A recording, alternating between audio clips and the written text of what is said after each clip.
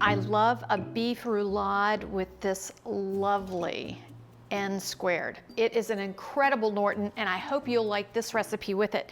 Now to get started, I want to take about 1/4 inch of the skin off of a zucchini. Or you can just core it out, however you want to do it. It's whatever's easy for you. And then I want to make some strips because I'm going to use these as filler for my beef. So just some nice little strips, about 1/4 inch to 1/2 inch wide. You don't want them too big because if you have them too big, your meat will get too dry before they are ready. And then I want to take a little bit of carrot, and for this I'm going to do more of a smaller julienne for this because the carrot is hard and it takes a little while for it to be ready. So more like strips, kind of like this, like a really super skinny French fry. And then I want to take a little bit of onion, and for this, I want to go kind of from North Pole to South Pole. I cut from the top to the bottom, and then I want to just make a couple of wedges like this so that they're not slices, but they're little wedge pieces. So let's talk a little bit about our beef. This is a London broil, and it's about 3 pounds. Now from this, you'll be able to serve at least 6, probably 8 people. Just depends on how big you want these rolls to be and how big your servings you want. So what I did was I have a little slicer here at home, and I want to slice the beef not down slicing like this, like you'd serve it, but I want a nice big piece of beef that I can then lay out and stuff. So I have some meat here, and that's what we're gonna do. So you wanna lay that meat out flat like this so it can get all of your filling. And then what I wanna do is spread it with just a little bit of Dijon mustard. Not a whole lot, you just wanna give it a little bit of flavor, and this is just the perfect little bite to it. Now, in your recipe, you'll see that the Dijon is divided. That's because everything that's left after I've spread my beef is going to go in my sauce. So just spread like this, about halfway to 2/3 from bottom to top. After you've got it sprinkled really well with salt and pepper, and remember, you want this light. You've got a lot of flavors going on here, and then you're going to have a sauce as well.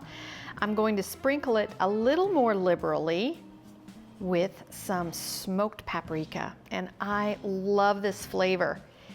It really makes the wine pop, and it's just right for this recipe.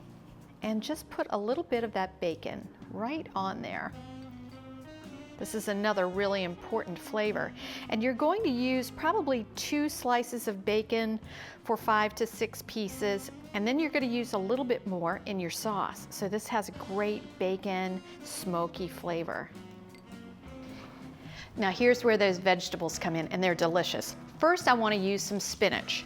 So I'm going to take some leaf spinach, just some baby spinach here, and I'm going to spread that out, starting in the middle.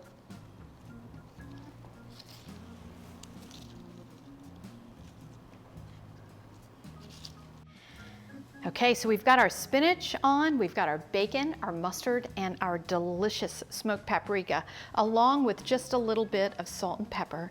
And now we want to add some of our vegetables. So let's just go through and add a piece of carrot or 2 at the end of every one, a piece of zucchini,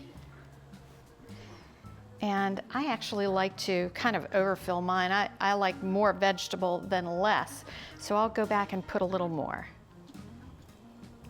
And the last flavor component I want is a little bit of artichoke. I love this artichoke with this.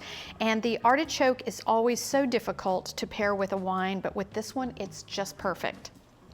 And you only get a little bit of that artichoke flavor, but it's just enough that really enhances the wine. And now we roll.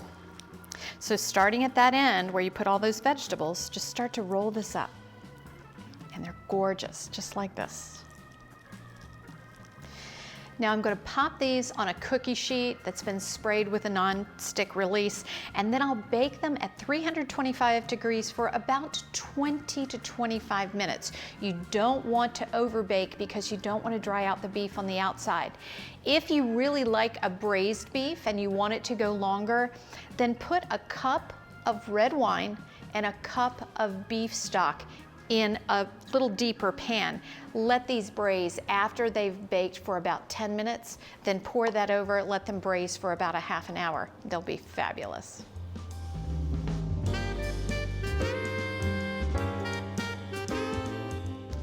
So here's this beautiful roulade. It is so delicious, and I made a scrumptious cream sauce on it, and we're going to serve this with the N squared.